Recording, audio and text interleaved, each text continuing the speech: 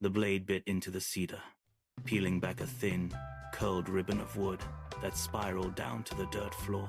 The old man worked with a rhythm born of decades, his hands steady, calloused fingers guiding the steel with precise, measured pressure.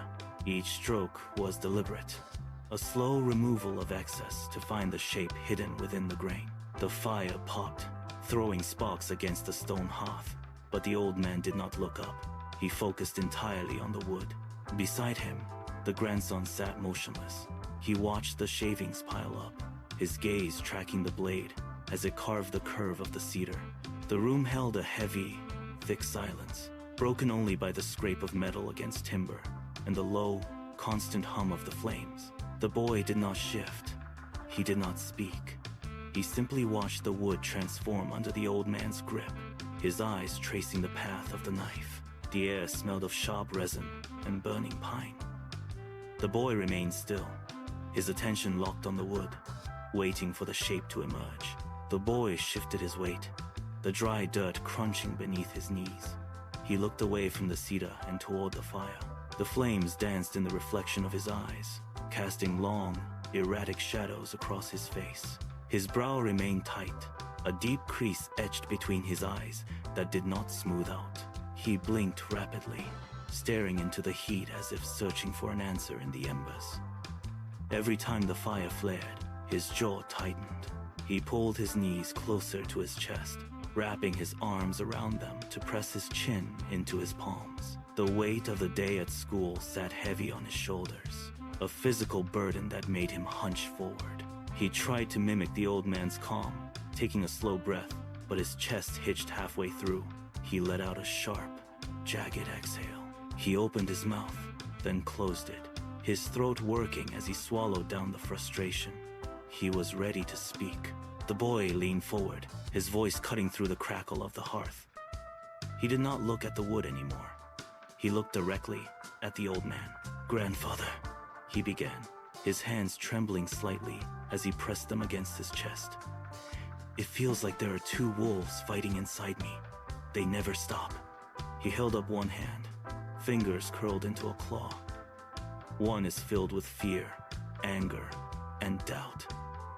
It tells me I am not enough, that every mistake I make is a final failure. He dropped that hand and raised the other, palm open and steady. The other is filled with love, hope, and strength. It tells me I can try again, that I can learn from what went wrong. He looked down at his own palms, comparing the two. They are always fighting. The first one claws at my resolve, and the second one tries to pull me back to the light. He gripped his knees, his knuckles turning white from the pressure. It is a constant battle. The doubt whispers that I should just stop trying, while the hope tells me to keep going. I can feel them both, pulling me in opposite directions, tearing at my focus until I do not know which path to take. He stopped, his chest rising and falling with the effort of the words, waiting for the old man to acknowledge the war raging beneath his skin. The boy shook his head, his hair falling over his eyes as he tried to articulate the depth of his fatigue. "It is the noise, grandfather. It never stops. It is like a constant low-frequency hum that vibrates in my teeth." He pressed his palms firmly against his ears, his elbows jutting out. The doubt screams the loudest when I try to sleep. It tells me that my efforts are wasted, that the path I am on leads nowhere. He pulled his hands away, letting them drop limply onto his knees, his fingers twitching against the fabric. Then the other one speaks, but its voice is thin and easily drowned out. I try to listen. I try to focus on the hope, but the anger is a physical weight. It makes my chest feel tight, like I am breathing through a narrow straw. He slumped further, his spine curving until he was nearly curled into a ball. His eyes darted toward the shadows in the corner, as if he could see the wolves pacing there. I am tired of the fighting. I am tired of the constant pull. I want the noise to end, but I do not know how to silence the one that keeps tearing me apart. He let out a long, shuddering breath, his gaze fixed on the floor. The old man did not answer immediately. He kept the knife pressed against the cedar, the blade biting into the wood with a sharp, rhythmic scrape. He finished the stroke, the wood curling away in a thin, pale ribbon that drifted down to the dirt. He paused. The knife remained held against the grain, motionless. He took a slow breath, his chest expanding against the stillness of the room. Then, he lifted the blade. He set the cedar block down on the floor beside him. He wiped his palms on his knees, his movements slow and measured, as if he was smoothing out the tension in the air itself. He turned his head, his gaze shifting from the fire to the boy. His expression was not one of pity, but of recognition. He reached out and tapped the ground with his index finger, drawing a small, jagged circle in the dust. "This battle," he said, his voice low and steady, "is not a secret kept from you alone. It is the weight every person carries from the moment they learn to think." He gestured toward the shadows near the door, his hand steady. "It is a constant reality. It is the pulse of life itself." He sat back, his hands resting flat on his knees.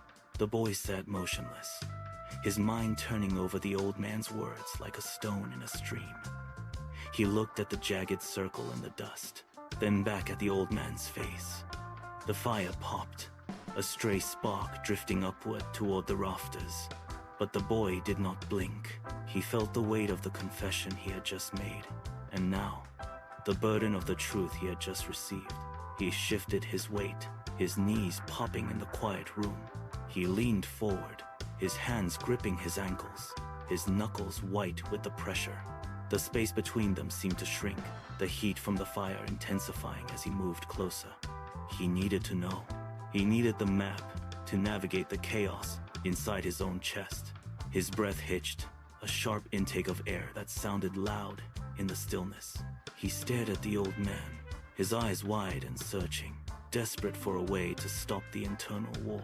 The anticipation hung in the air, thick as smoke. He opened his mouth, his voice barely a whisper. "Grandfather," he asked, "which one wins?" He held his breath, his body coiled and waiting. The old man did not rush. He reached down, retrieved the cedar block, and picked up the knife. He held the wood steady against his chest, his thumb pressing firmly into the grain. He began to carve the final curve, the blade moving with slow, deliberate precision. A long, thin shaving spiraled away from the wood and settled into the dirt. The boy remained frozen, his gaze locked on the steel edge. The old man stopped. He blew a stray speck of dust from the carving, his movements calm and rhythmic. He did not look at the fire. He turned his head and met the boy's eyes, his own gaze steady and unblinking. He leaned forward, the wood held loosely in his hand, and his voice cut through the air. "The one you feed," he said. He set the knife down on the floor, the metal clicking against the stone, and waited for the boy to understand. The boy stood up, his legs stiff from the long silence. He turned away from the warmth of the fire and walked toward the door. His boots scuffed the dirt floor, the sound sharp in the quiet room. Beside the threshold sat two wooden bowls filled with scraps and shavings. He stopped and stared at the debris. He looked at the pile of dark, jagged wood chips, and then at the smooth, finished pieces. The realization hit him with the weight of a physical blow. Every thought he harbored, every doubt he nurtured, was a meal for the wolves within. He turned back to the old man. The old man held out the finished carving, a small, polished wolf that fit perfectly in the palm of a hand. The boy reached out and closed his fingers around the wood. The surface was cool and smooth. He felt the weight of it, a solid anchor against the chaos. He looked at the old man and nodded once, a sharp, decisive movement. The path ahead was no longer a blur of noise. He stepped toward the door, his grip tightening on the wooden figure. He knew now that the battle was not fought by chance, but by the deliberate choice. The boy pushed the heavy door open. Cold air rushed in, smelling of damp earth and pine, instantly displacing the dry heat of the hearth. He stepped over the threshold, his boots crunching on the gravel path outside. He did not look back immediately. He stood for a moment, letting his eyes adjust to the vast, ink-black expanse of the night. The sky was clear, studded with sharp, distant stars. He took a deep breath, the chill filling his lungs, and felt the weight of the wooden wolf in his pocket. He turned his head one last time to glance at the warm, flickering glow spilling from the cabin.